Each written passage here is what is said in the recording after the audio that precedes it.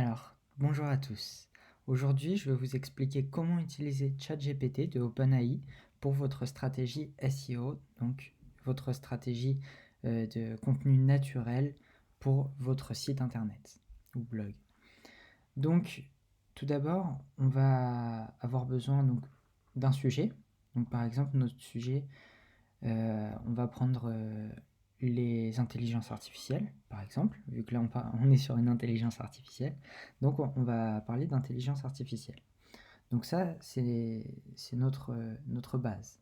Ensuite, du coup, on va avoir besoin de mots-clés pour notre stratégie, pour savoir à peu près ce que l'on va utiliser ou non comme mots-clés, donc, et ce qui pourrait être intéressant.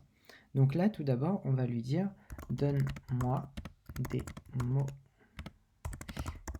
pour le SEO de mon site sur les IA. » Donc les IA, hein, c'est les intelligences artificielles.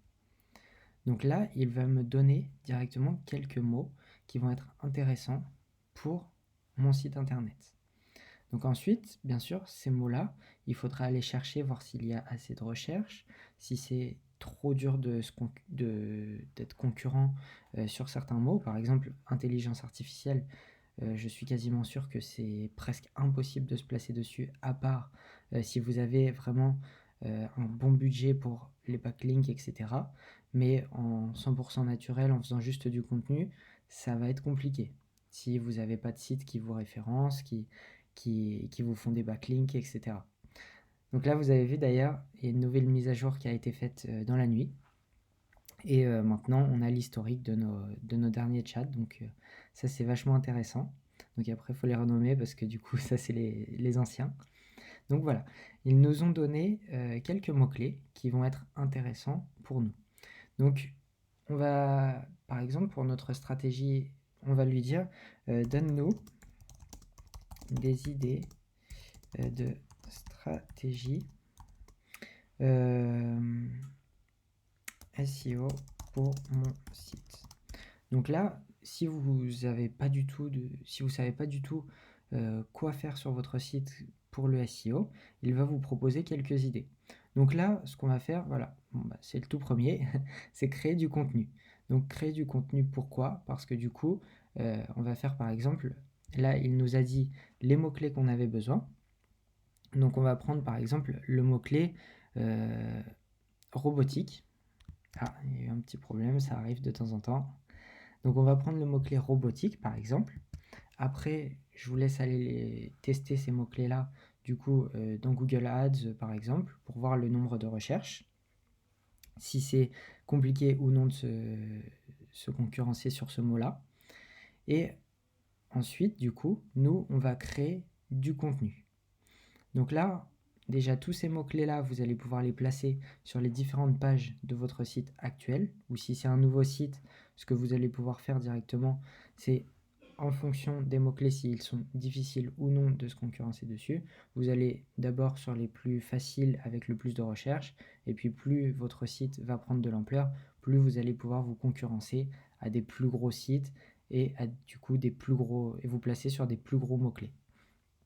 Donc nous, on a dit qu'on allait prendre le mot-clé robotique et ensuite on va faire une stratégie de contenu. Donc, comme il nous a proposé tout à l'heure, hein, donc là il y a eu une erreur, du coup il nous a sapé le 1 et le 2, mais le 1 c'était de créer une stratégie de contenu. Donc voilà, c'est ce qu'on va faire.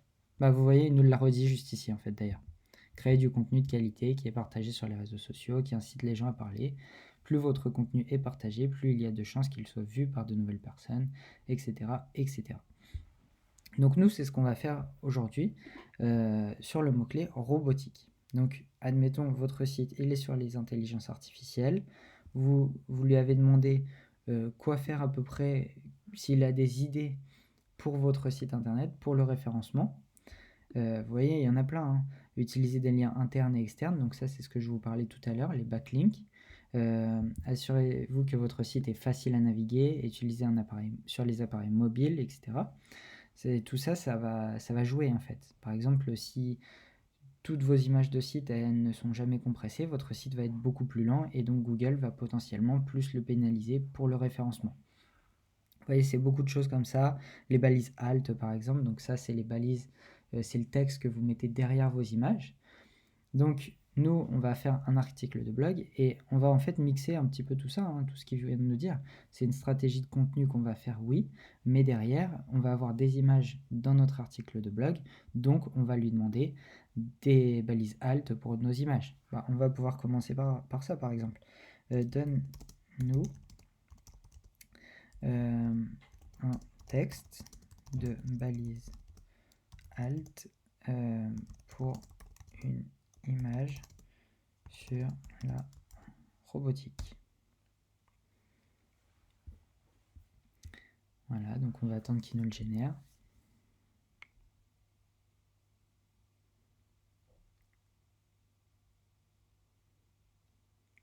Voilà, tout simplement. Image d'un robot industriel effectuant des tâches de manipulation dans un atelier de production. Donc là, c'est par exemple si vous allez avoir une image qui va être sur les robots industriels et dans un atelier de production, hein, bien sûr. Après, si vous avez déjà votre image de définie, vous allez pouvoir lui demander plus spécifiquement ce que vous souhaitez. Si par exemple, c'est pas dans un atelier de production, c'est je sais pas, dans un hangar par exemple, et ben vous lui dites donne-nous un texte de balise alt pour une image sur la robotique dans un hangar. Voilà, tout simplement, et il va vous reformuler ça. Donc déjà, on a notre balise alt. On va lui demander de nous placer potentiellement le mot-clé robotique. Mets-moi le mot-clé oh là. Voilà. Robotique dans cette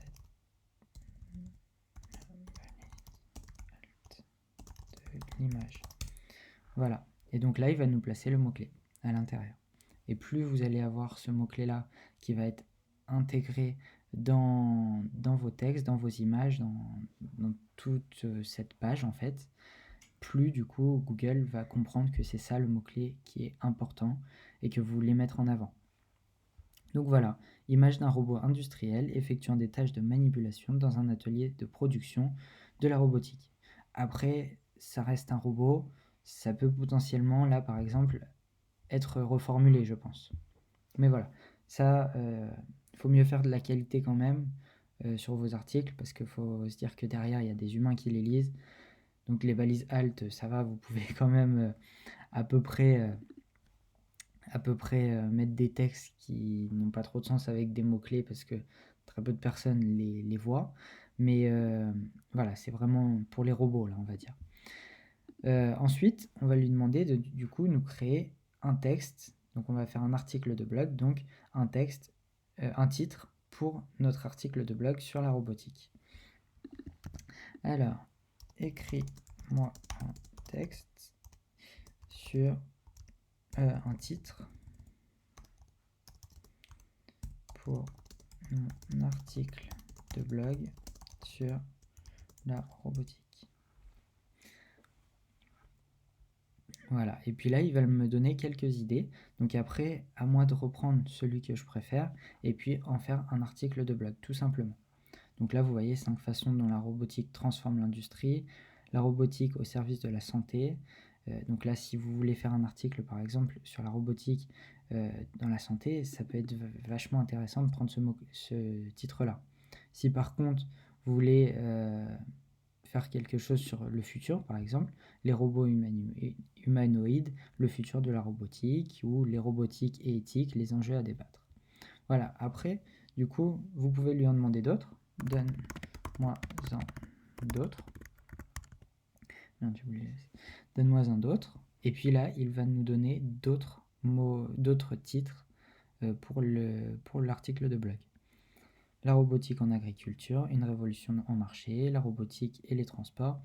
Donc nous, on va prendre un sujet, voilà, par exemple, le premier, 5 façons dont la robotique transforme l'industrie. Donc là, ça va être notre titre de blog, enfin notre titre d'article, avec le mot-clé à l'intérieur qui est placé et qui va être du coup sur 5 façons dont la robotique transforme l'industrie. Donc là, on va lui demander maintenant, crée-moi un texte pour mon article de blog sur tac, et puis là, hop. Voilà. Et puis là, il va me créer un petit texte qui va être l'introduction de tout simplement de mon article de blog.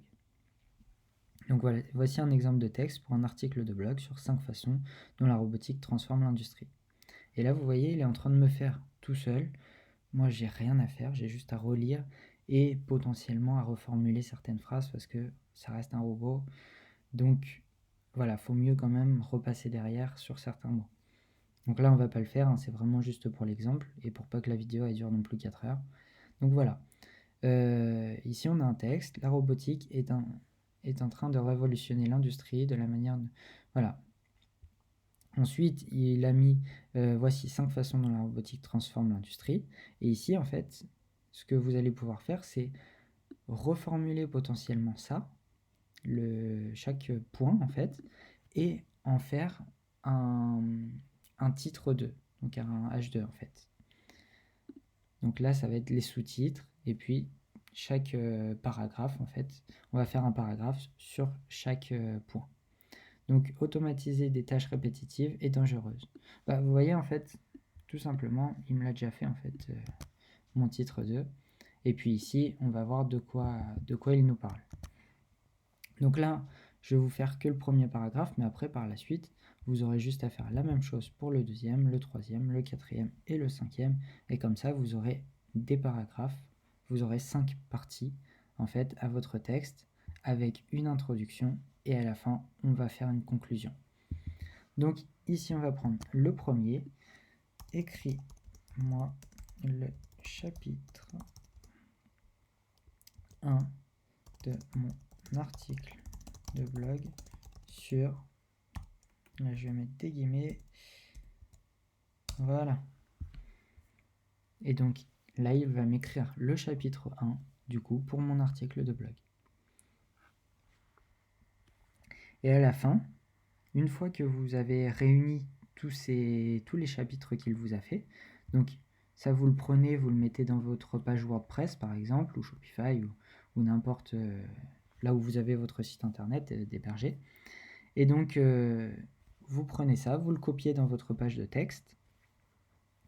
Ça va vous ajouter un titre à votre article qui est, on avait pris, je sais plus c'était lequel, enfin bref, les 5 points clés, voilà, les 5 façons dont la robotique transforme l'industrie. Vous prenez ce titre-là, vous le mettez en titre 1, ensuite vous prenez toute cette partie-là, vous la mettez du coup en texte classique, vous reprenez chapitre 1, automatiser des tâches répétitives et dangereuses, là vous avez un titre 2 du coup, H2, ensuite il vous l'a créé, donc vous reprenez tout ce qu'il est en train de vous créer, vous le mettez dans votre article à la suite, donc là en texte, hein, cette fois-ci c'est plus le titre il était là, voilà, et vous faites pareil pour le 2, le 3, le 4, le 5.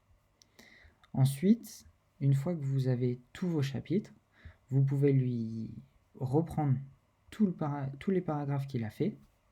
Voilà, donc on va prendre que celui-ci, hein.